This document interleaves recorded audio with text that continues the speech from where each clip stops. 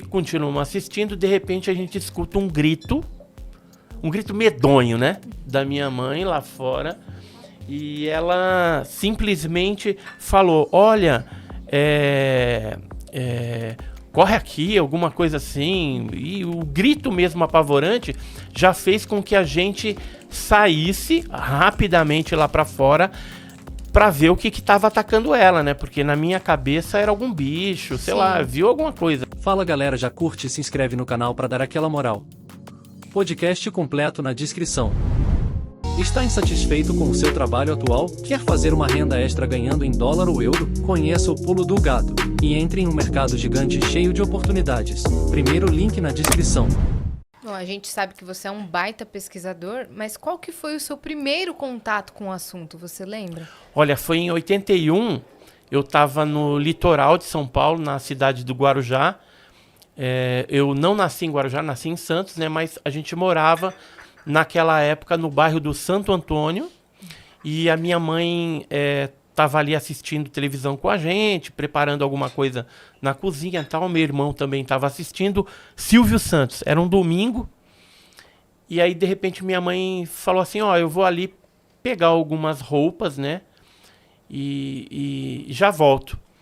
E aí a gente continua assistindo, de repente a gente escuta um grito medonho, né, da minha mãe lá fora, e ela simplesmente falou, olha,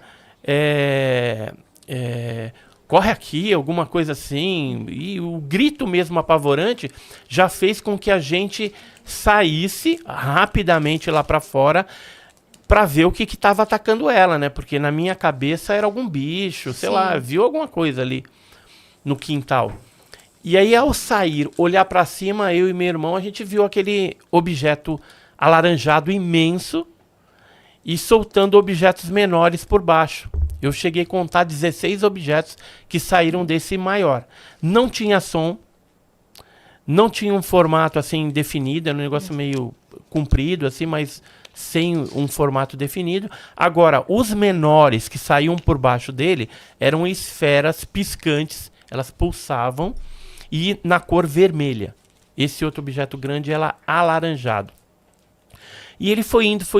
Quando chegou em Santos, já passou ali para os lados de Santos, a gente olhando aquilo, a gente atravessou o quintal todo, a gente morava numa edícula, já estava na porta de casa, e nisso vários vizinhos também apontando, olhando, e a gente preocupado com aquele negócio, olhando, né? Sem tirar o olho.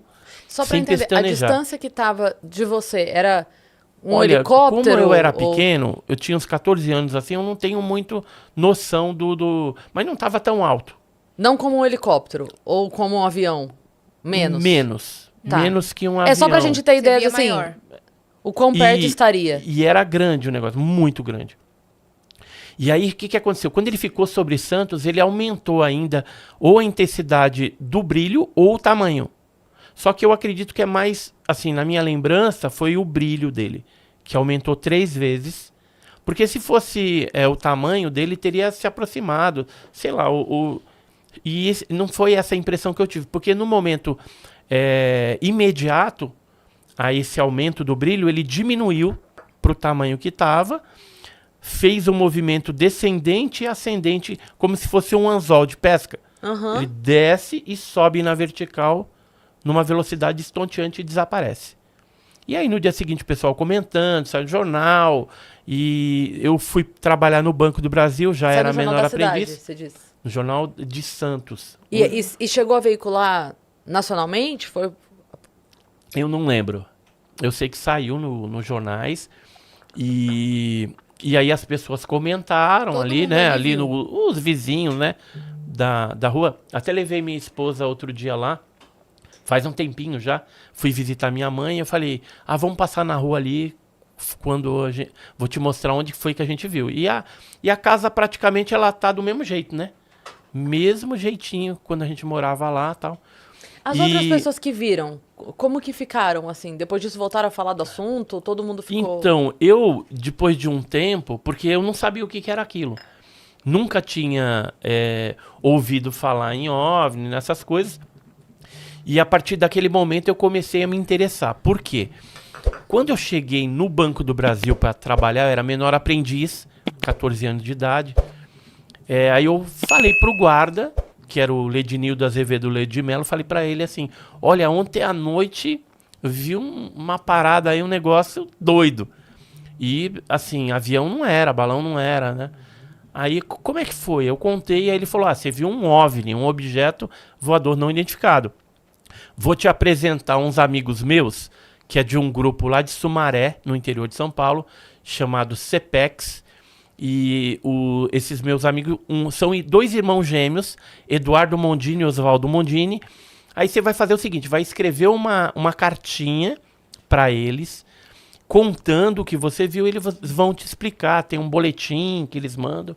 E aí foi aí que eu comecei a entender que eu tinha visto era um OVNI. E aí que eu descobri? Que no Guarujá, aí passaram-se 4 anos.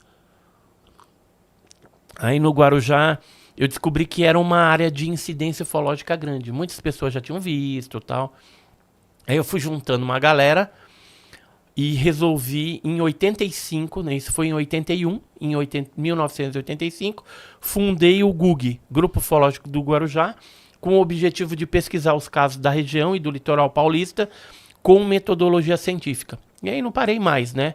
Só lá foram mais de 600 casos investigados, até onde eu contei, depois eu parei de contar.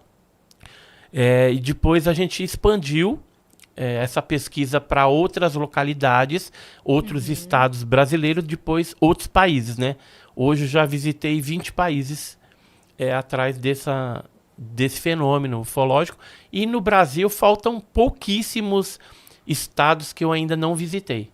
Quando você decide visitar o lugar, é porque alguém te mandou alguma coisa que aconteceu e você vai conversar com as pessoas, é isso? Nem sempre. Porque mesmo que eu vá num lugar que não tenha uma casuística ufológica, eu chegando lá, é bem provável que eu vou perguntar. Eu acabo perguntando, não tem jeito. Então você chega, que nem, por exemplo, vamos dar um exemplo prático disso. O ano passado, eu fui para uma cidade de Pernambuco chamada Ibirajuba. E nessa cidade, a gente foi por conta de uns parentes da minha enteada, né? Que o marido dela, a mãe dela, o pai e alguns parentes moram nessa cidade de Ibirajuba, pequenininha.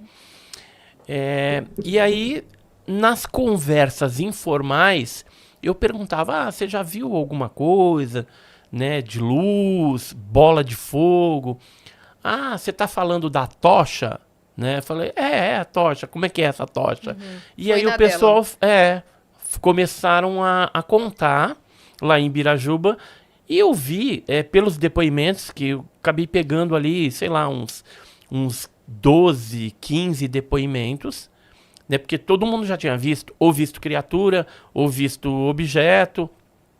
E geralmente você tem uma nomenclatura para esse fenômeno nessas regiões mais afastadas do Brasil, que é típica do local. Então lá o pessoal chama, eu vi uma visagem, uma assombração, um mal-assombro, como eles falam, ou eu vi a tocha, né? Ou tinha uma menininha também, cabeluda, tal, que aparece lá, que é tipo uma caipora. Sim. Aí eles têm um nome também, comadre Florzinha. Mas, vendo as características, eu consegui associar ao fenômeno ufológico.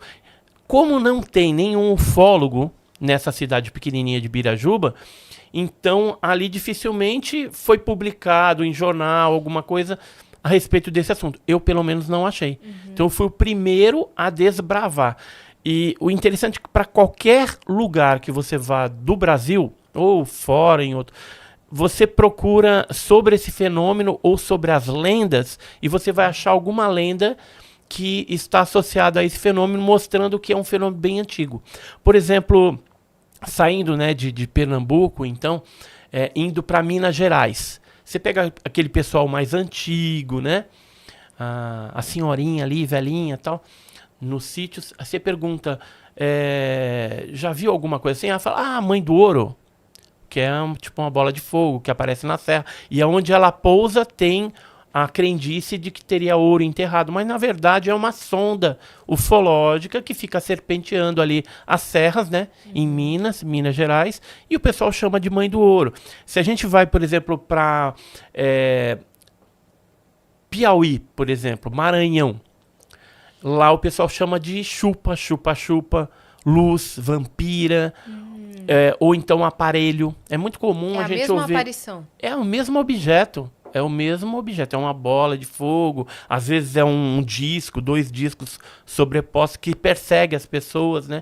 Então, a gente vê que, dependendo da região, você vai ter uma nomenclatura para o mesmo fenômeno. Hoje a gente chama de OVNI, né? Objeto voador não identificado, disco voador, mas nem sempre foi assim. Você sabe qual que era a nomenclatura que a Força Aérea Brasileira usava no passado para esse fenômeno? Era MANI.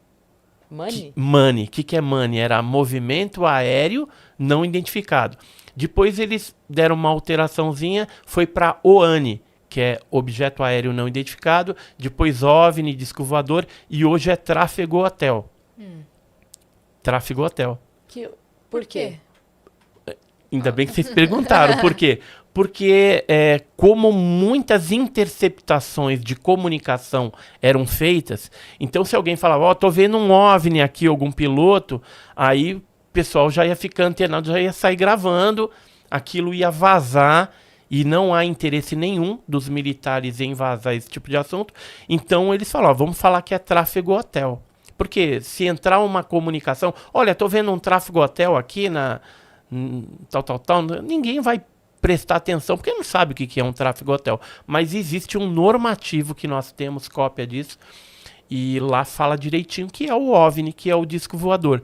Então ele foi mudando de nomenclatura. Eu acredito que deve mudar novamente agora para... Claro, você contou pra todo mundo.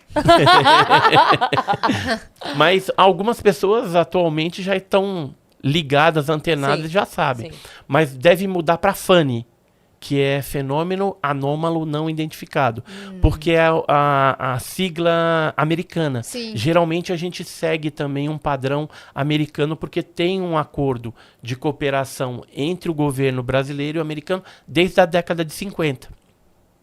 E hoje os americanos chamam de UAP, né, que é fenômeno anômalo, era fenômeno aéreo não identificado, mas agora é fenômeno anômalo não identificado, porque nem sempre o fenômeno ele é aéreo.